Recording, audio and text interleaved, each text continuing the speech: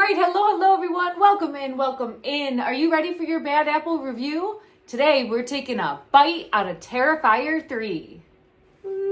Just so everyone knows, I have not seen the first or second installments of these films. I'm coming right into number 3 and I'm gonna have to kind of backtrack and repeat.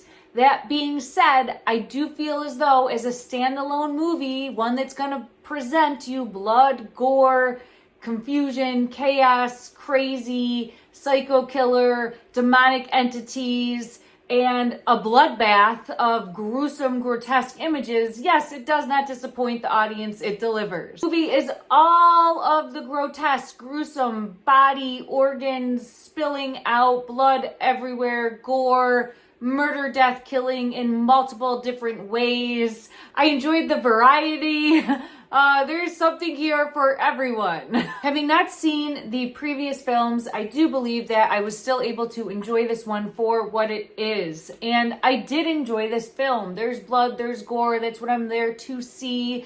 It's a Halloween time movie, gonna be grotesque and in your face. There's splatter, there's splurge. You're hearing all of it. And it's almost as though you feel like you're getting some on you. It's gross everywhere. It is not for the lighthearted. You do not want to have an aversion to blood and put yourself through this bloody mess.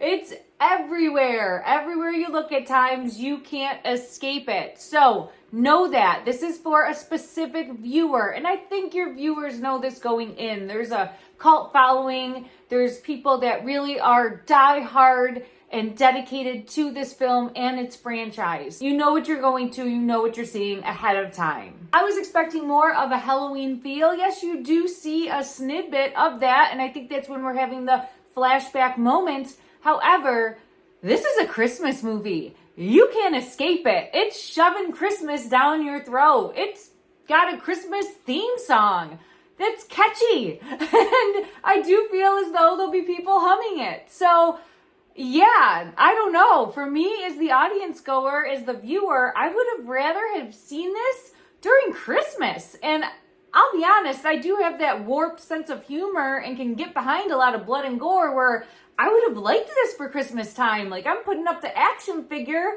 on my dashboard, right? Dressed up in the Santa suit. I don't know. I think they kind of missed the mark there with the release time, but maybe that's for the audience and the diehard fans as well. So be gentle with me if I'm not up to speed on that. But just for me, I personally would have really liked to see this as a Christmas movie.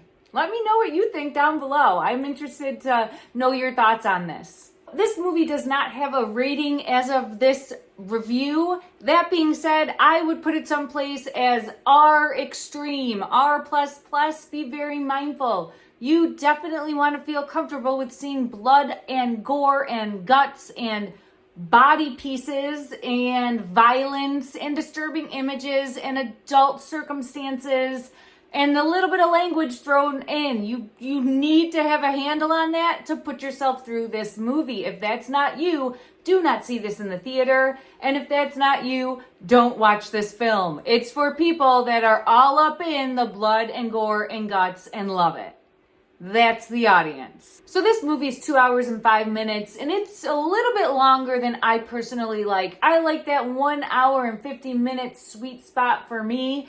That being said, it doesn't drag. It really does move along quite nicely. There's a few moments where I was just kind of like, I wonder what time it is. But then you get sucked right back in to the murder, death, killing, and it does not disappoint. Also, there's a few deaths that happen that we don't see, and I'm kind of wishing that we did. So from that standpoint, I feel just a little bit let down, but maybe there's more to come in the future that we as the audience don't know about yet. There could be some things left up the sleeves.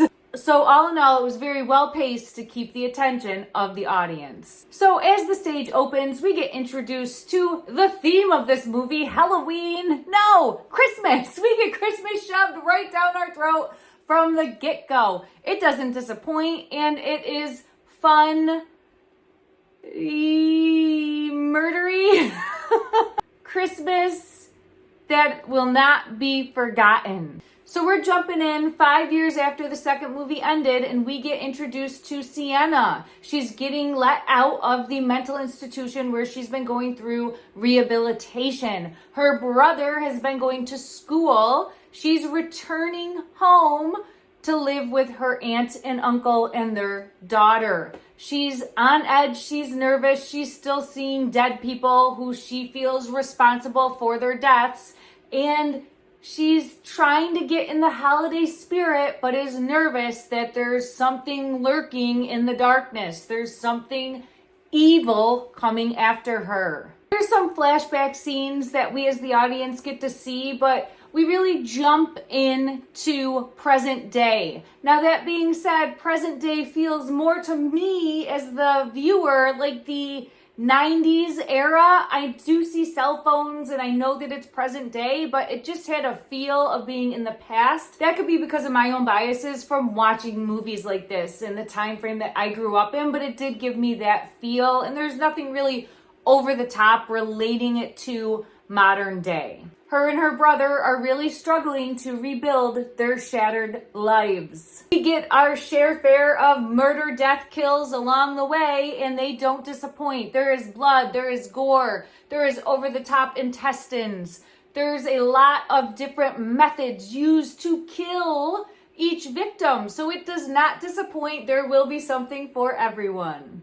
We get introduced to Art the Clown and his demonic body snatcher friend right away. The dynamic duo here, almost like your Joker and Harley, but much more insane. No reality, no coming back to reality, just off the deep end insane. Art the Clown slash mime, because there's no words spoken from him. It's all interpretive, but the acting is definitely like cringy is the word I would say. It's there. I appreciate it, but there's like a real element of disturbing and cringe coming through this character, and I think intentionally so.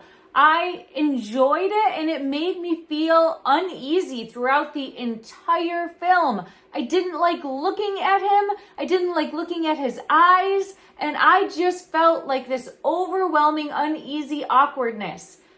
Was I ever in a state of fear? I did fall for a jump scare. I know that happened, and I was like cringy, like this, like, oh, what's gonna happen? But as far as scaring me, that fell a little flat. I was not scared as much as I was like expecting grossness. So for me, there's a distinct difference there. I'm not saying I'm disappointed. There's just a difference there. Now, that being said, if I saw this guy walking down the street, I'd be scared shitless. Yes, I would. Yes. So, I mean, what do you, yeah. Scary.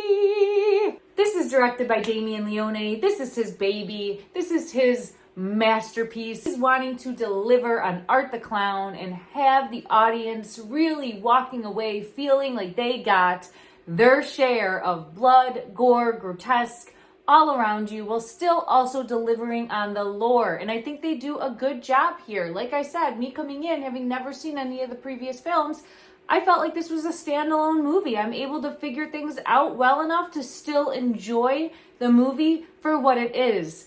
A complete horror, in-your-face, bloody masterpiece, thriller of death and gruesome, gross, disturbing behavior. Art the Clown is played by David Howard Thornton, and he's very unnerving in this role. He definitely makes you feel uneasy, on edge, disturbed, not wanting to really acknowledge him, really wanting to kind of run away from him, but also wondering what the reaction he's going to give you is, as well as what is going through his mind. What is he thinking? Is there anything he's thinking? Is there any level of humanity left in there? I don't think so. There's nothing in there. Woo! But wanting to just murder, death, kill, and have fun with that. It's like a childlike nature of really just wanting to immerse in chaos, gruesomeness, grotesque, and loving that world. So he does a great job of bringing that to the stage, bringing that to the audience member, and doesn't disappoint.